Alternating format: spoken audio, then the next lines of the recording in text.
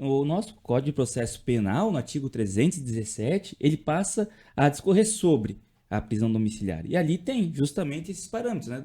Então, primeiro relacionado à pensão alimentícia, o grande questionamento do momento tem sido: posso exigir daquele que paga a pensão, seja o pai ou a mãe que paga, né? Os 50% do material escolar, ou da mensalidade da escola, ou do uniforme? O imposto de renda, ele é um tributo que ele tem um fato gerador complexivo. Isso significa que, assim, dia 1º de janeiro ele começa a correr. É um cronômetro. É 1º de janeiro e ele vai se encerrar dia 31 de dezembro. Isso é chamado ano calendário.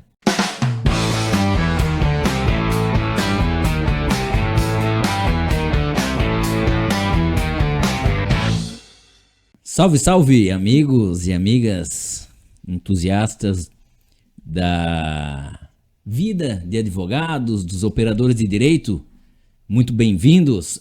Ano novo, 2026, primeiro episódio, né? Muitas novidades. Os nossos colegas de direito internacional e também os colegas que atuam no mercado de capitais, eles devem estar amando esse início de ano, porque afinal de contas, né? Começou forte nessa área. A invasão dos Estados Unidos na Venezuela, capturando o Maduro, né? Isso tudo impactou aí o mundo do direito internacional e também o escândalo do Banco Master, envolvendo aí fraudes e outras coisas relacionadas à Bolsa de Valores e títulos de crédito, enfim, também envolve aí o mercado de capitais, também é um segmento bastante interessante na advocacia. Pois bem, hoje a bancada está completa, né? E temos alguns assuntos aí bastante interessantes. Sou Giovanni Bogo e aqui ao meu lado estão André Pereira, Edileia Buzzi, Caroline Arnold. E hoje a gente vai fazer o 4º episódio do Código Legal Podcast. Muito bem. André, o que nós temos para ouvir da sua sapiência? Então, mais uma vez aí vamos reiterar felicidades para esse ano 2026, com muitas sentenças de procedência para todos os advogados desse nosso Brasil. E então, eu escolhi um tema hoje que está bastante em voga nesse início de 2026, que é relativo à prisão domiciliar.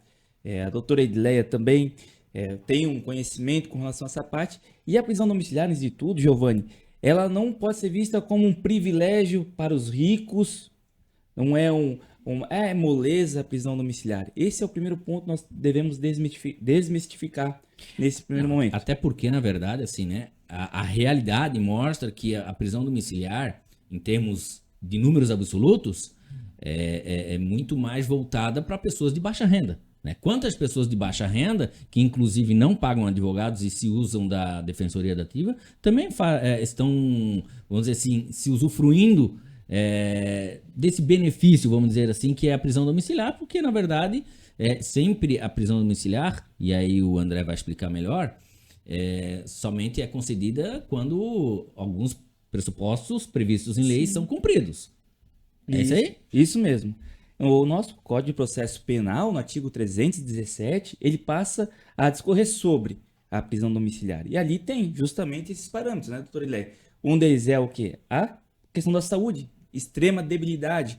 A lei coloca extrema debilidade, de urina de doença, enfim, alguma situação incapacitante para que a pessoa não possa ficar dentro da unidade prisional. Doutor Ilé, tem mais alguma? Tem a questão dessa debilidade, tem a idade, né?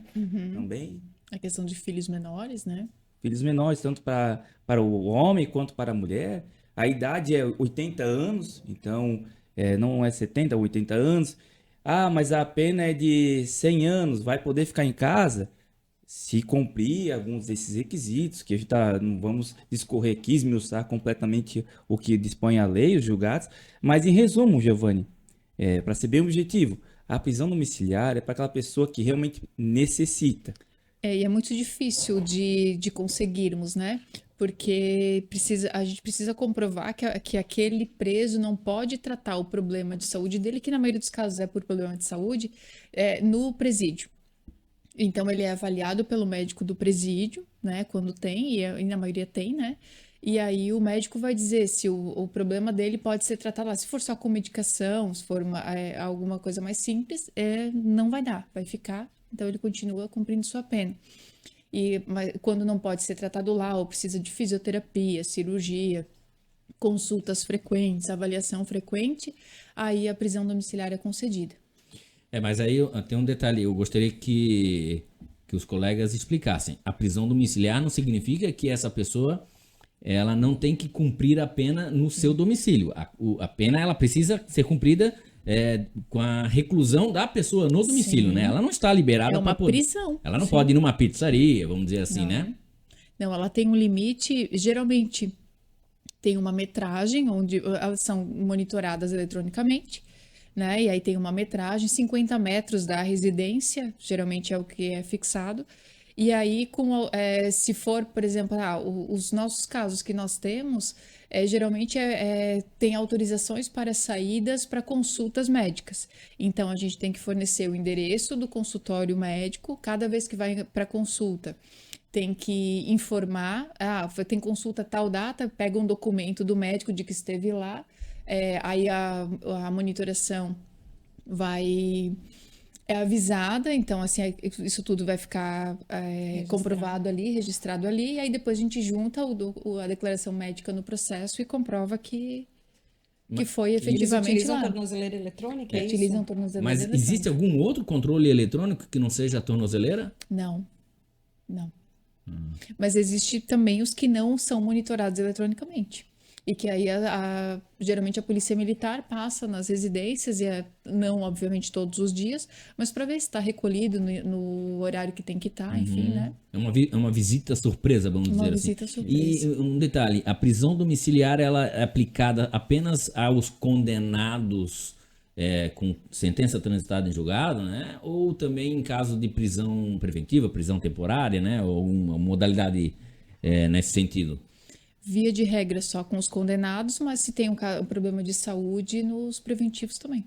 No caso de mulheres, né, geralmente, prisão Com preventiva... filhos ela menores de 12 anos. Aí também é interessante cabível. que esse é um critério objetivo, né? Ter filhos menores de 12 anos ou ser uma pessoa acima de 80 anos. Mas tem aqueles critérios subjetivos que é o caso da debilidade, da Isso. saúde com debilidade. Evidentemente que aí depende de um parecer médico. E aí não basta o parecer médico do médico assistente do condenado, né? Isso. Precisa ser Precisa ser do avaliado presídio. pelo presídio. É o presídio que vai dizer se pode tratar aquele problema de saúde ali ou não. Via de regra é por ali que o juiz se orienta. Muito bem. E mais um ponto também, acho que é importante também ponderar, também falar aqui, é que não, geralmente os presídios, unidades prisionais, elas não têm médicos especialistas, digamos, de determinada questão de saúde, ali, de patologia, de modo que vai demandar o quê? Uma escolta para fora do presídio, para que ela seja consultada com uma pessoa especialista, porque se for um clínico geral, aí aquela patologia, até a necessidade de fazer exames para complementar toda a necessidade que dentro do presídio essa pessoa não vai ter o mínimo, que é o cumprimento da pena de maneira digna. Então, esse é o ponto que deve ser ponderado. Mas tem vários laudos que atestam que ele tem problema de saúde. O juiz, quando ele for decidir, ele vai decidir com base na nossa Constituição, que as decisões devem ser devidamente fundamentadas, e a partir disso ele está o livre convencimento dele, vinculado àquilo que foi apresentado. Pelo médico. Exatamente. Tem um detalhe aí com relação à questão da mãe que, né, ou da pessoa presa que é mãe e de filhos ali menores de 12 anos, porque teve um caso muito emblemático nesse processo do 8 de janeiro, e se falava muito, né, pelo menos na imprensa, que criticava bastante a atuação do ministro Alexandre de Moraes, porque havia presas que tinham filhos menores de 12 anos e ainda assim não conseguiam essa permissão de prisão domiciliar. Eu não sei como é que era o fundamento da decisão do ministro, se existe ou não algum motivo que justifique não haver o deferimento dessa prisão domiciliar. Por exemplo, a criança ela já está assistida pelo pai, né? Ou pelos avós, ou talvez a mãe não tinha guarda, enfim, aí envolve até a questão do direito de família, que a Caroline Eu poderia... ia perguntar isso aí também. Eu não conheço esse caso que tu estás falando, mas eu tenho caso de mãe de filhos menores que não teve deferida também, porque tinha outras pessoas prestando cuidado, e no meu caso especificamente por conta da gravidade do crime. Né? Eu até achei absurdo, mas foi o que aconteceu e continua presa, inclusive, a ré. Mas sob o ponto de vista do texto legal, o artigo 317 do... Código de Processo É Penal. do CPP, ele Ele é taxativo. textualmente, ele determina que o juiz, ou ele dá uma faculdade ao juiz, como é que é, como é que é o texto Não, da ele lei? determina, né? Ele põe lá, é taxativo, né? O rol é taxativo. E esse filhos menores rol de 12 anos. taxativo inclui ter filhos menores de 12 anos. Mas mesmo tendo esse rol taxativo, há situações em que não Sim. foi deferido. Interessante. Porque assim, vamos lá, o rol ele vai estar nos incisos, vamos dizer assim, ou em alíneas, alguma coisa assim. O caput, a cabeça do artigo, provavelmente ele colocará, deverá ou conceder-se a prisão domiciliar. O poderá conceder, E algo nesse poderá, sentido, daí já né? joga a Aí faculdade. É subjetividade. Ele coloca essa questão de poderá, mas aí a gente tem que ponderar essa questão da questão que não pode ser automático, né? Então o juiz tem que analisar o caso em concreto que é apresentado, porque vamos colocar ele diz extremamente debilitado, uma doença. Tá, mas o que é o extremamente debilitado? É a pessoa ter diabetes? Digamos assim, então tem que estar devidamente ali delineado. A questão da idade também ali da criança, mas cometeu o crime, mas as crianças não estavam nem mais com a mãe. Sim. Então, é isso que tem, mas é uma faculdade, é um discricionário, mas só que o juiz vai estar vinculado a esse mandamento aqui. Mas por que não está, ele vai ter que fundamentar por que não está concedendo ali se... Mas se a cabeça do artigo tá colocando ali que poderá, É aí não discricionário, adianta, mas... aí vai pra jurisprudência mesmo, aí é o entendimento dos tribunais que vai determinar os casos em que se considerar ou não essa prisão domiciliar. E a Edileia mencionou que no caso ali da cliente, né, era um caso grave e as crianças já estavam assistidas por outras pessoas da família, então... Eu acredito que talvez a decisão, né, me parece que não está tão errada assim, enfim, olhando de fora assim e sem ter o hábito de advogar na área penal, né? E sem analisar o caso concreto também é difícil Sim, falar, claro. né? Já tiveram alguma situação envolvendo amamentação? Já. Nesse caso eu tive liberado? o mesmo caso, a Ré estava grávida na época e teve um outro bebê e foi tirado sem deixar amamentar, enfim, sem nada. O crime deve ter sido bem grave, né? Na gravidade, às vezes se for até em face, né, dos próprios filhos ou contra Sim, vulneráveis. No caso, a vítima muita- era filha também, né? Era um outro Então, caso. uma curiosidade muito forte, assim, o magistrado ou magistrada, no caso aí, era homem ou mulher, né? Porque às vezes também eu pelo menos penso assim, todo magistrado ou magistrada, por ser um humano, ele tem lá as suas convicções íntimas, né? O seu jeito de pensar, a sua visão de mundo. E ele é impactado por isso, né? Então, muitas vezes, na área de família, é muito mais comum também isso, faz diferença ser um juiz homem ou uma juíza mulher tomar alguma decisão que envolve esses aspectos. Por exemplo, a amamentação, né? É muito mais difícil uma juíza mulher tomar uma decisão de afastar o recém-nascido da mãe do que um juiz homem, penso eu, né? O juiz homem, eu acho que ele seria muito mais racional do que uma juíza mulher, né? Por curiosidade, nesse caso ali, era uma... Mulher. Mas é que aí talvez o que está em choque são os próprios direitos fundamentais, né? Porque aí entra a questão da proteção do direito da criança, né? Pois é que Porque isso se tudo é muito foi um relativo, crime né? contra um filho, contra uma Mas criança, era uma provavelmente recém-nascida, né? outra Ou criança. recém-nascido, né? Pois é, mas aí estaria provavelmente, aqui supondo, né, claro, sem analisar caso concreto, mas provavelmente o entendimento era no sentido de que colocaria em risco também as outras crianças. Mas tem um os detalhe, outros filhos. eu queria saber o seguinte,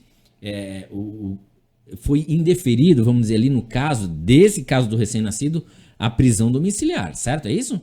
Tá, mas existem decisões, algum entendimento que esse recém-nascido ele pode ficar com a mãe no presídio? Então, existe, Giovanni, eu já vi casos também onde tem presídios que tem locais específicos, acho que Itajaí é um deles, que tem uma ala separada onde tem as mães com as crianças, mas esse caso, que é um caso de Indaial até, um caso bem comentado, que é de uma mãe acusada de matar uma filha de 3 anos. E aí, nesse caso, nem as presas aceitaram que ela ficasse lá por conta disso, então ela não pôde ficar com a criança foi tirada dela, foi criada está sendo criada, né, pela família dela, e aí por conta disso que foi negado tudo e num julgamento antecipado, né, que é o que acontece via Pela de regra, mídia. né, pela mídia e por todo mundo, então no próprio presídio não aceitaram que ela ficasse ali, então ela perdeu essa criança não pôde nem ser amamentada, enfim, está sendo criada pela irmã dela. Pessoal, não é fácil, não é fácil. A gente lida com situações que olhar de fora, né? Existem, o Adam Smith ele usa um exemplo, né? Uma analogia que é mais ou menos assim. Quando a gente sofre algum acidente que machuca o dedo, né? A gente faz um maior drama, né? Porque a dor é nossa. A dor é nossa, por mais que seja uma dor mínima, né? Mas se do outro lado do planeta tem um sujeito que sofre um acidente e ele perde as 2 pernas, a gente não vai sentir qualquer coisa com relação à dor daquele sujeito, né? Que ele é o trabalho da dor moral, né? Então, para quem olha de fora, e a rede social ela faz muito isso, as pessoas têm essa coisa da condenação, né? Antecipada. Não é só o julgamento, é a condenação, né? Sim, são os tribunais da internet, né? E aí vai lá, já começa a dar um monte de opiniões e as pessoas não conhecem os detalhes do caso concreto e aí sai por aí falando coisas. Mas para quem vive o dia a dia, tem esse lado aí da vida, né? E muitas vezes a gente tem uma sensibilidade, o advogado pela profissão, e ele com o tempo vai aprendendo isso, ele acaba sendo taxado, e especialmente a área de vocês, como uma pessoa insensível, ou pessoas que defendem outras pessoas que não mereceriam uma defesa, mas todo mundo tem os seus dramas, todo mundo tem seu drama. Né? Eu recebi uma mensagem esses dias, bem com um vídeo, assim, ó, juro pra vocês, posso até mostrar, eu não sei que eu não vou achar porque eu não sei quem mandou, mas tá aqui ainda porque eu não apaguei. Mas assim, ó, de que é o seu coração? Era um vídeo assim de pedra, de gelo, de tipo, tudo opções assim, Frias. Poxa, tá legal. Acho que eu até te mostrei, né, André? Eu te falei, né? Sim. Mas Então, então, nesse nível. As pessoas são julgadas o tempo todo, né? Sim.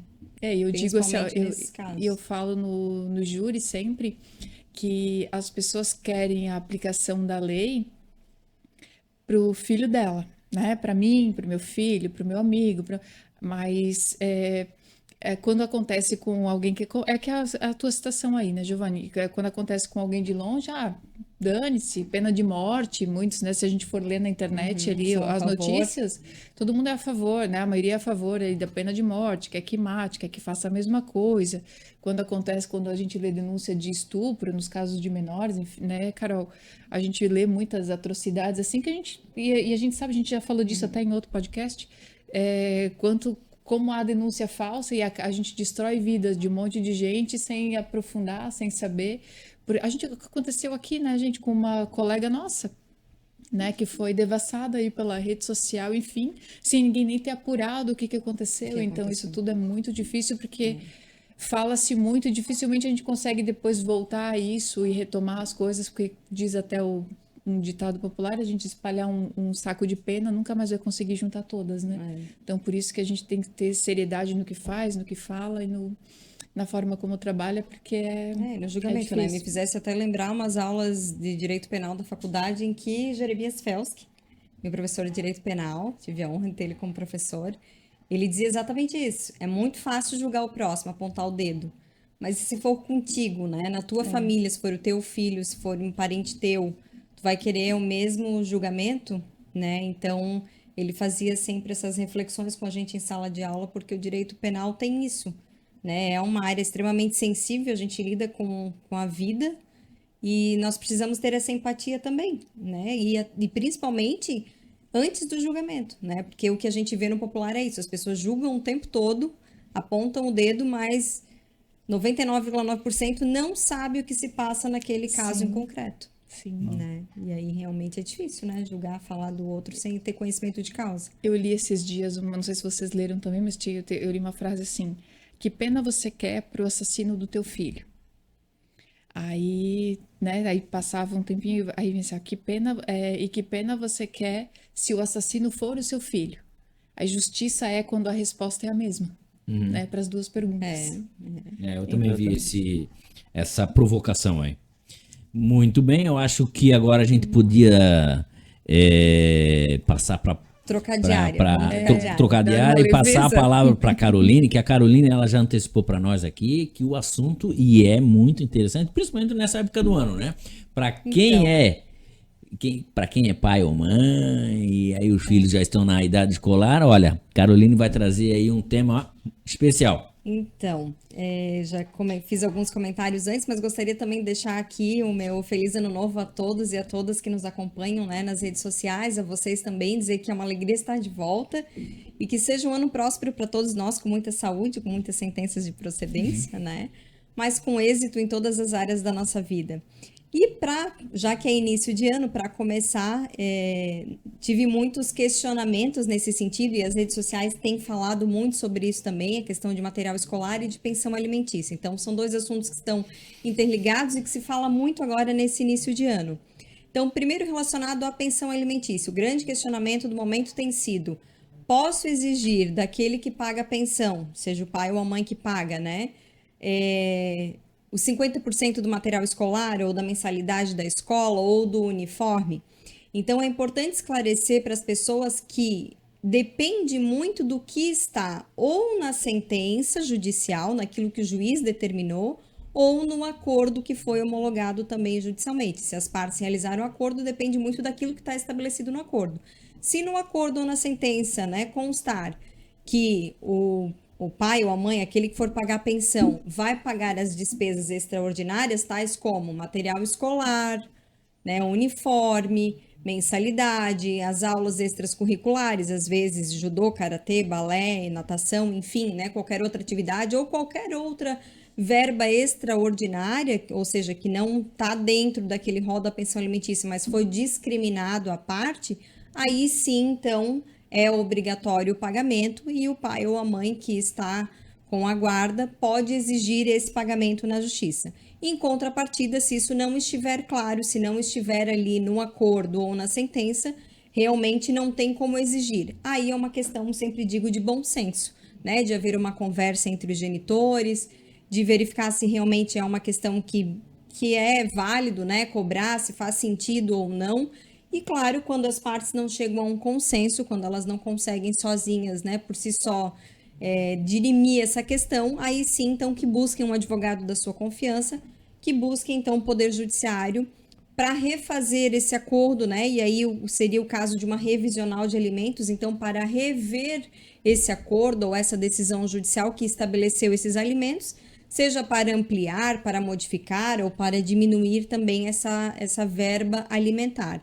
Porque há casos em que a pensão é um valor muito alto, que já supre todas as despesas, né? Lembrando sempre que a despesa de um filho, ela é uma obrigação tanto do pai quanto da mãe, né? Então, em igualdade de condições, respeitadas as suas devidas proporções, porque quem recebe mais paga mais, quem recebe menos paga menos, mas é uma obrigação de ambos os genitores, né? A obrigação de educação e sustento ela advém já do próprio poder familiar e ela se converte na pensão alimentícia a partir do momento que a gente tem uma fixação de guarda, né? E aí quem detém a guarda recebe do outro genitor, então, o pagamento da pensão alimentícia. Então é muito importante observar, busca o acordo, busca a sentença judicial e observa. Se tiver lá discriminado que pagará 50% das despesas extraordinárias, tais como material escolar, uniforme e outras, sim, é obrigatório, pode exigir sempre mediante uma contraprestação, né? Vai apresentar lá o comprovante das despesas que pagou e aí o outro vai arcar com 50%. Do contrário, aí se quiser exigir, vai ter que procurar um advogado da confiança para ingressar com uma ação revisional e pedir, então, o incremento dessas despesas. E aí, aproveitando, então, falando da questão do material escolar, que é um assunto também muito em voga agora, principalmente relacionado aí ao direito do consumidor, os PROCONs estão muito atentos a esse assunto no momento, é a questão do material escolar. Né? O que as escolas podem exigir, o que elas não podem exigir na lista de materiais escolares. Então, existe uma lei, que é a Lei 12.886 de 2013, que é a Lei do Material Escolar. E nessa lei foi estabelecido que não se pode exigir, tanto escolas particulares quanto públicas, na lista de material escolares, materiais que sejam de uso coletivo, materiais excessivos e que não tenham fins pedagógicos. Então, também não pode estabelecer lá uma determinada loja, tem que comprar na loja tal material escolar. Não pode também estabelecer a marca. Eu quero que seja da marca, né, o giz de cera, o lápis de cor tem que ser marca tal. Também não pode exigir. Então, e o que seria, né, materiais de uso coletivo? Eu até fiz uma busca hoje pela internet e os PROCONs realmente estão bem atuantes e as multas para as escolas podem chegar a milhões de reais. Né, ultrapassa aí 18 milhões em alguns casos, então realmente são multas que se pode e se deve fazer denúncias nesse caso. O meio de denúncia é o 151, que é a central, né, do próprio governo para fazer denúncias contra direito do consumidor. Então, se alguém identificar na sua lista de material algum item, né, dentro desses critérios, que seja uso excessivo, não, né, é material de uso coletivo, ou tem marcas específicas ou lugares específicos, pode fazer denúncia no 151. E aí, dentre essa lista de materiais coletivos, é uma lista gigantesca, né? Eu encontrei em vários PROCONs essas discriminações, mas é desde álcool, algodão, argila, massa de modelar, desinfetante, prato descartável, copo descartável, palito de picolé, caneta hidrocor, materiais de escritório, qualquer tipo de fitas, fita crepe, fita dupla face, Isso durex. tem nas nossas listas, né, Carol? Então, temos que tomar cuidado. Lenços descartáveis, lã, palito de picolé, picolé já falei, né? Palito de dente, qualquer material que envolve a parte de limpeza, né? Então, desinfetante, papel higiênico, papel toalha, sabonete líquido, tudo que envolve material coletivo não pode ser exigido, né? E se contiver uma cláusula nesse sentido no contrato da escola, por força dessa lei, essa cláusula é considerada nula. E, além da questão do material escolar, um outro ponto interessante também é a questão dos uniformes, né? A escola ela precisa respeitar um tempo mínimo de 5 anos para a troca de uniformes. E ela precisa sempre considerar também a situação financeira quando ela for exigir esse uniforme, né, dos pais. Então, ela só pode trocar depois de um tempo mínimo de 5 anos e, ao exigir, ela tem que levar em conta também a situação financeira, né, dos pais da criança. Essa troca do uniforme aí eu fiquei com uma dúvida. Vamos lá. Quando você está mencionando troca de uniforme, a escola não pode, por 5 anos, trocar o layout do uniforme. Exato. Tá, mas meu filho entrou ano passado. Porque não pode ser exigido, né? Sim, mas o meu filho entrou na escola no ano passado e estava no 4º ano daquele layout. Neste ano, a escola resolve mudar o layout. Exato. E aí, eu sou obrigado porque o meu filho só estudou 1 ano com aquele layout, é isso? A lei fala em tempo mínimo de 5 anos. Então, se a escola respeitou aquele tempo mínimo de 5 anos dentro daquele layout, né, ela pode mudar o layout. Independentemente independente de quando se o estudante do está ou ingresso. não há 5 anos ali na escola. Isso, exato, né? Ela tem que ter aquele tempo mínimo, né, para troca, porque senão ela pode trocar a cada 2, 3 anos. Já teve escolas que aconteceram isso, e aí passam a exigir um novo uniforme e os pais se veem na obrigação de trocar esse uniforme. Sim. Até porque isso tem que ser muito esclarecido na hora de uma matrícula. E por conta da previsibilidade, a escola precisa informar os pais com uma certa antecedência, e nesse caso aí, seria então uma obrigação da escola informar os pais que está na iminência de trocar. Então, olha, nós vamos permitir o uso nesse ano ou no próximo, esse uniforme, e de lá para frente, então, vai ser exigido o novo layout do uniforme. Então, os pais têm que ser informados com antecedência por conta da previsibilidade. Né? Muito bem. E relacionado à escola, então, para finalizar, um outro ponto bem importante também é a questão da inadimplência. Né? Muitas escolas impedem a transferência escolar por conta da inadimplência. Então, isso também não pode. Né? Eles podem negar a rematrícula, a matrícula do aluno, mas jamais a transferência para uma outra escola. Então, diante de uma inadimplência. Né? Então, é importante sempre deixar bem claro que, na dúvida, né, confiram as listas, verifiquem o contrato escolar e, na dúvida, consultem um advogado da confiança. Na época que meus filhos iam para a escola, todos esses itens aí da lista aí que você mencionou, até onde eu lembro, embora não fosse exatamente a minha... Lista não é o teu forte, a gente tá sabendo, exatamente, né, não é da minha seara, mas sim a minha esposa que cuidava mais disso. Mas não lembro eu lembro da folha, a resma de A4, isso tinha. Isso, a resma de A4 ela é considerada um material coletivo, porque porém, ao limite de uma resma ela é permitida. E tinha Né? cartolina Porque aí também, eu entra nos acho que... materiais excessivos, o que excede, eu não posso pedir 5 resmas. Uma resma é permitido. eu acho que o que tinha era essa resma, tinha eu acho que 10 cartolinas. Cartolinas também entra como material coletivo, EVA, TNT. Isso tinha também. Muito bem. A lei ela é de 2013, né? Ela veio alterar uma lei de 1999 e essa alteração dessa lei 12886 lá é de 2013. Então, claro, dali para frente provavelmente muita coisa acabava infringindo, mas é bom ficar atento porque às vezes as pessoas realmente não têm conhecimento, né? E, às vezes trocar uma ideia com a escola e, em última circunstância, se for o caso, né, lembrar ali do Disque Denúncia, que é 151 do Procon. Carol, só mais um apontamento, questão do contrato escolar e com a escola, na verdade. Você falou aí que a gente pode, ainda que a pessoa tenha assinado ali, ela pode levar esse contrato tanto para o Procon ou para algum advogado, para que ele faça análise desse contrato para ver se não se trata, né, Giovanni, de um abuso, né, da escola. Até porque ele é um contrato de adesão. Aqui. Né? Então, algumas cláusulas são consideradas nulas de pleno direito, como essa, por exemplo, de material escolar de uso coletivo. Então, ainda né? A própria lei já declara que essa cláusula ela é nula. Então, se contiver, porque os materiais de uso coletivo, eles têm que estar incluso na mensalidade ou, né, no valor semestral, enfim, não pode estar... Mas é bem provável que, principalmente em colégios particulares, que eles façam uma lista dos itens obrigatórios e juntamente lá eles colocam, olha aqui, ó, se você quiser, fique à vontade de fornecer. Aí o que acontece? Cria um certo constrangimento moral ali. Poxa, o meu filho já estuda num colégio particular. Aí eu não vou oferecer isso, vai ficar uma coisa meio chateada. Só meu filho sem argila? Aí o filhinho chega pro pai, ô papai, meu amiguinho lá, tudo levou, mas a gente não. Então tem essa situação também. Um bom senso, mas é mais no sentido de esclarecer realmente para as pessoas, até porque são assuntos muito discutidos, né, nesse início de ano.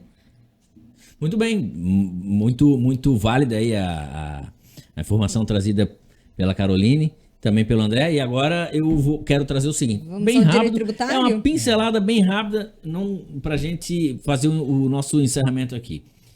Final do ano passado foi aprovada a Lei 15/2005, que trata de uma questão envolvendo o direito tributário, e outras leis também já foram aprovadas. Portanto, 2026, assim, já estamos com algumas novidades no direito tributário, iniciando pela vigência da reforma tributária. Pois bem, essa lei aqui em específico, ela trata do o regime especial de atualização e regularização patrimonial.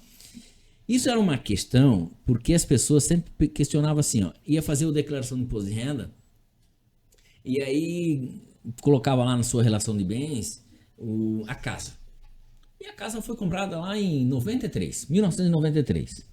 E a pessoa ainda está declarando hoje, né? E a casa está lá, 50 mil reais. E 50 mil reais não paga nem metade do terreno, Nenhum fundamento. né? E as pessoas sempre criticavam essa regra de que o valor ele tinha que ficar congelado segundo o valor de aquisição da época, né? E as pessoas, inclusive, mas não faz sentido isso. Deveria poder atualizar esse valor. E qual é a importância disso? Por que se declara e relaciona os bens numa declaração de imposto de renda, o valor e o aumento ou não? Porque uma das modalidades de incidência do imposto de renda é sobre o ganho de capital. Então, quando a pessoa tem um imóvel e depois ela vende esse imóvel, adquire e depois de um determinado tempo vende o imóvel e ela tem um ganho de capital, ela vai pagar imposto de renda sobre isso, né? Sobre esse ganho. Em qualquer tipo de ativo, né? Mas Não tem é? exceções isso, né? Não, aí tem as isenções, tem, né? Não vamos entrar nesses detalhes, né? Quando é imóvel único, ou é o imóvel unifamiliar, residencial, tem questão também relacionada à medida do imóvel, se o imóvel tem tal medida, tem algumas regras específicas, mas isso aí é um detalhe à parte, tá? A questão aqui foi porque havia sim uma reclamação por parte dos contribuintes que seria melhor que os contribuintes pudessem atualizar esses valores. Aí o governo então encontrou uma fórmula, que as pessoas podem fazer essa atualização neste momento, tá? É até o dia 19 de fevereiro. Ficou bem curto, o prazo ficou curto e não é tão simples assim fazer na verdade é uma adesão, né, que a pessoa faz, o contribuinte faz, para poder utilizar esse regime, tá? Então assim, vale para quando? Vale apenas para os bens que já encontram-se declarados, né? Também vale para aqueles ativos que ainda não foram informados, né? E que aí a pessoa pode regularizar, porque às vezes a pessoa tem lá algum ativo que, até por esquecimento, né? Isso é comum, tá? A pessoa acaba esquecendo de declarar. Passou 5 anos e a pessoa, aquele bem lá eu nunca declarei. Né? É um ativo não declarado. Também vai valer para essa situação. Ou também quando há uma declaração incorreta que seja de algo relevante, né? Não é uma declaração lá, um erro material, por exemplo. É porque a pessoa fez alguma declaração. E é muito comum, um caso muito comum é aquela situação assim, ó, união estável. O casal adquire o imóvel e pertence aos dois, tá? E aí acaba que apenas o homem, né, declara aquele bem na sua totalidade, na sua declaração de imposto de renda, e a mulher não, né? E aí lá passou tanto tempo, aí aquela mulher ela precisa às vezes comprovar o patrimônio dela e a declaração dela está zerada, embora ela faça a declaração dela, ela tem renda suficiente para estar obrigada a declarar, mas ela não tem o patrimônio, mas ela, na declaração do imposto de renda, ela não tem, mas ela efetivamente tem. Então eles podem fazer essa correção, porque afinal de contas é uma declaração incorreta, né? De forma E essa relevante. correção seria cada um declarar metade do valor do imóvel? No caso, se for ali o regime, né, caso eles não tenham um contrato escrito com proporções diferentes, e aplicando-se ali a presunção de metade de patrimônio para cada um. Metade para cada um, né? E por que fazer isso? O governo, claro, criou um estímulo, né? Um benefício para você fazer. Alíquota reduzida. Ao invés de pagar aquela alíquota que é de 15%, a pessoa física vai recolher 4%, caso haja ganho de capital nessa declaração, e a pessoa jurídica 8%. E o objetivo também da Receita Federal, o governo no caso aí, é de que, como o ganho de capital ele é muito fácil de ocorrer assim a evasão fiscal, né? Pessoas deixam de fazer a declaração ou até mesmo não pagam, né? Vendem um imóvel e não fazem lá a declaração do ganho de capital, porque o ganho de capital é uma tributação exclusiva, tá? Você não faz na declaração de ajuste anual. Declaração de ajuste anual, você vai informar a saída do bem ou a entrada dele, né? Para quem paga o ganho de capital é porque saiu o bem. Então você tem que fazer uma declaração específica de ganho de capital. E se, por exemplo, aconteceu isso no mês de janeiro, vai já fazendo em janeiro daquele ano, né? Do ano calendário.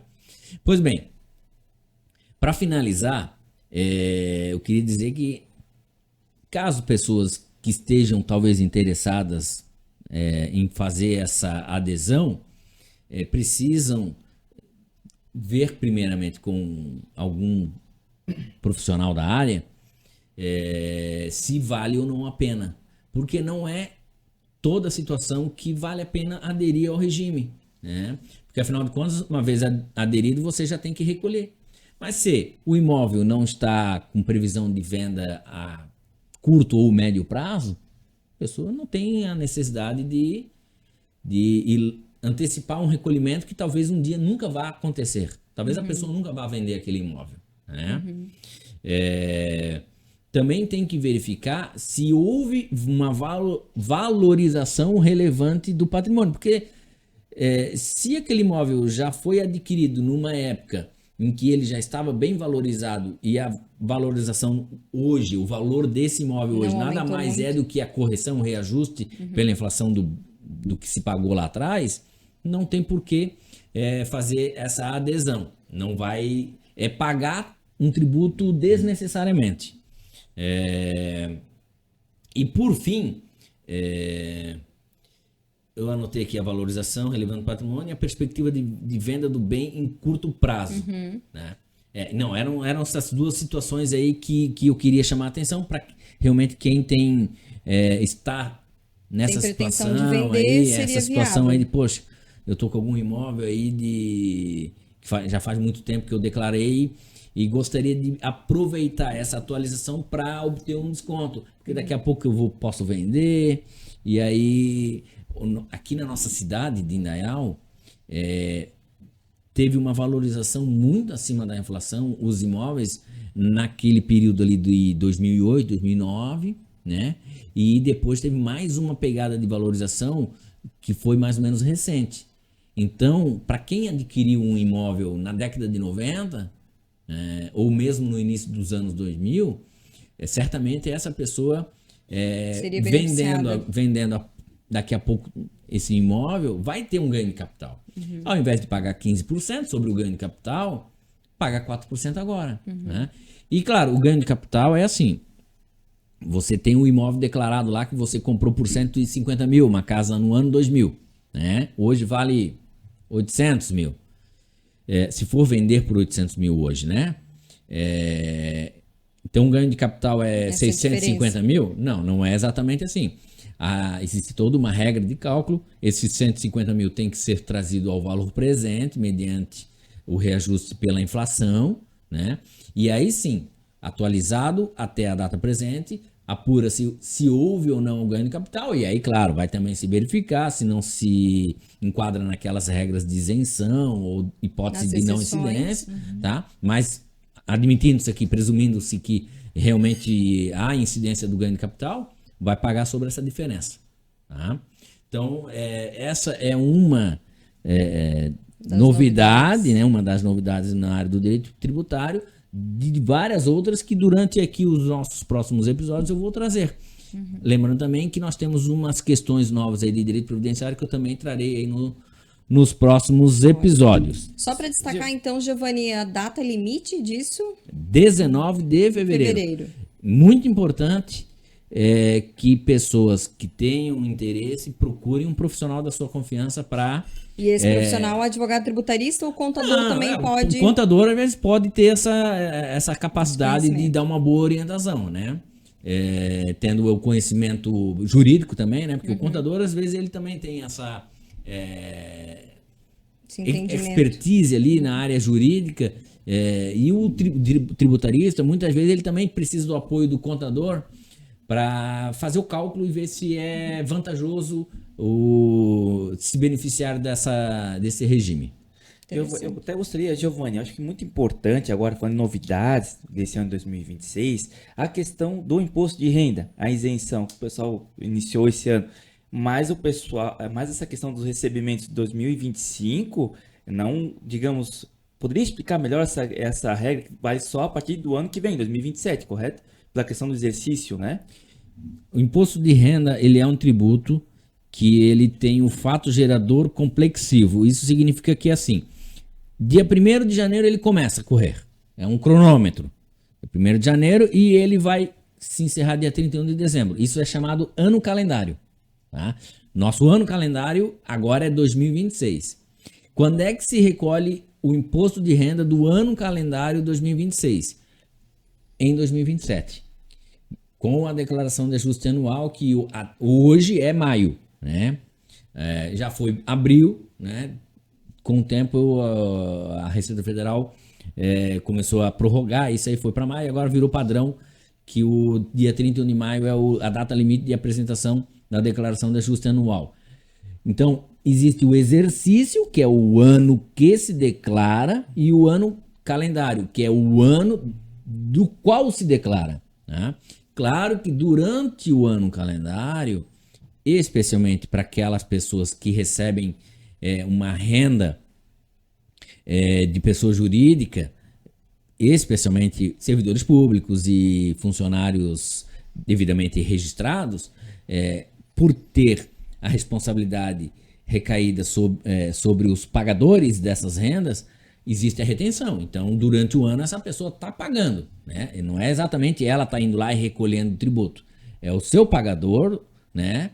O seu tomador de serviço é quem vai fazendo ali a retenção e recolhendo para a Receita Federal. Lá na declaração de ajuste anual que se faz todo um acerto de contas. Olha, eu já paguei no ano calendário, né? Que é o ano passado, já paguei tantos reais de imposto de renda, mas eu tenho aqui umas deduções e coisa assim, aí vai para chegar lá no final saber se a pessoa ainda tem que complementar ou algo a restituir. Tá? Com relação à questão da isenção que o André mencionou, que é da lei, a lei que foi aprovada no final de 2025, que na verdade não se trata de uma isenção, mas sim uma redução do valor a zero ou uma redução do valor a recolher, tá? Que é aquela até faixa de R$5.000, né? Tecnicamente, do ponto de vista jurídico, tributário, não se criou uma isenção, se criou uma redução do valor a zero. Tá? Então, quem recebe formalmente o valor de até R$5.000 por mês, né? Esse valor ele estaria assim sem incidência, ou o cálculo final, o resultado do cálculo vai ser zero. Tá? Então não tem, ou seja, na prática é como se fosse uma isenção. Só por uma questão de técnica que não está correto dizer que houve a isenção, tá? Por quê? Porque lá na declaração de ajuste anual, tudo aquilo vai ser somado, né? E aí também tem a questão dos dividendos, né? Que agora os dividendos passam a ser tributados pelo imposto de renda, coisa que até então estavam isentos, né? E aí, mas são dividendos acima de R$50.000 por mês da mesma fonte pagadora para o mesmo CPF, ou sendo um cálculo anual, R$600.000. Perfeito. Sei? Isso aí, muito bem esclarecido. Muito bem. Então a gente já está aí há um bom tempo aí. Vamos dar o nosso encerramento aí deste episódio inaugural de 2026. Agradecer a presença dos colegas, agradecer a paciência dos nossos ouvintes e telespectadores, né? A gente já está com o canal aí movimentando, né? Já vi que tem algumas visualizações nos episódios anteriores e a gente espera aí que o pessoal se inscreva, deixe o seu comentário, né? Compartilhe aí com os amigos. Sugestões de temas, né? Isso é muito interessante. Colegas, palavra final aí, alegações finais, vamos lá. Eu vou passar a palavra para Caroline, então. Então, em alegações finais, só reiterar, né, para que os pais fiquem atentos aí às listas de material escolar. Então, na dúvida, consultem os canais, né, de defesa do consumidor, Lembrar que tem o 151 aí para poder fazer a sua denúncia ou até mesmo conversar diretamente com a escola, se inteirar.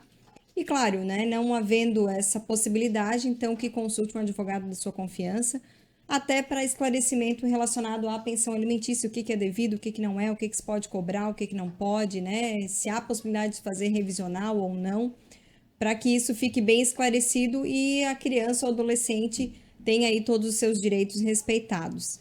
Deixo aqui o meu abraço a todos os colegas aqui da bancada e também aos nossos ouvintes, telespectadores, e que possamos esse ano trazer muitas novidades, muitos assuntos, em decorrência daquilo que for comentado, daquilo que for sugerido também, né, no nosso YouTube. Então, por favor, deixe aí o seu comentário, deixe o like, se inscreve aí no sininho para receber os nossos episódios.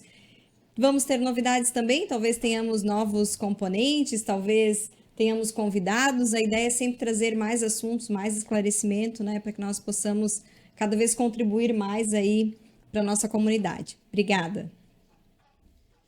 Então, eu só quero encerrar dizendo que, diferente da Carolina, eu não lembro o que o André falou quando ele abriu, mas as sentenças que eu quero são de improcedência.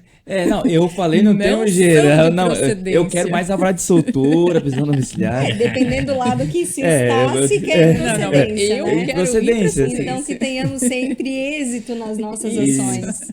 Só para deixar bem claro para aquelas pessoas que não estão ainda familiarizados bem ao direito, né? Jurídico. Sentença de improcedência que a Edileia está mencionando é a sentença de improcedência que absolve o seu cliente, né? Num processo penal, o advogado ele luta pela absolvição do seu cliente, ou seja, uma sentença de improcedência. Isso. Certo? Certo. E para finalizar, então, a prisão domiciliar, ela não é um privilégio, ela não é um benefício, ela é um direito para aquelas pessoas que se encontrem, assim, naquelas situações que a lei prevê essa possibilidade.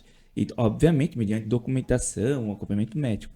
Seria isso, agradeço. Até porque, assim, ó, isso é uma questão de humanidade. Humanidade, né? Eu acho que a civilização já evoluiu a um ponto suficiente para a gente entender que todo mundo tem que ser tratado dignamente, inclusive os infratores da lei, né? Agora, se o próprio aplicador da lei não é digno e humano de respeitar os direitos da pessoa infratora, né? A gente, então, vamos abandonar isso tudo e vamos voltar para o mundo da barbárie. Vale a pena? Acho que não, né? Vamos sempre melhorar o nosso sistema. Estamos aqui para evoluir, afinal Exatamente. de contas, né? Então tá bom. Abraço a todos aí. Abraço. Inscrevam-se.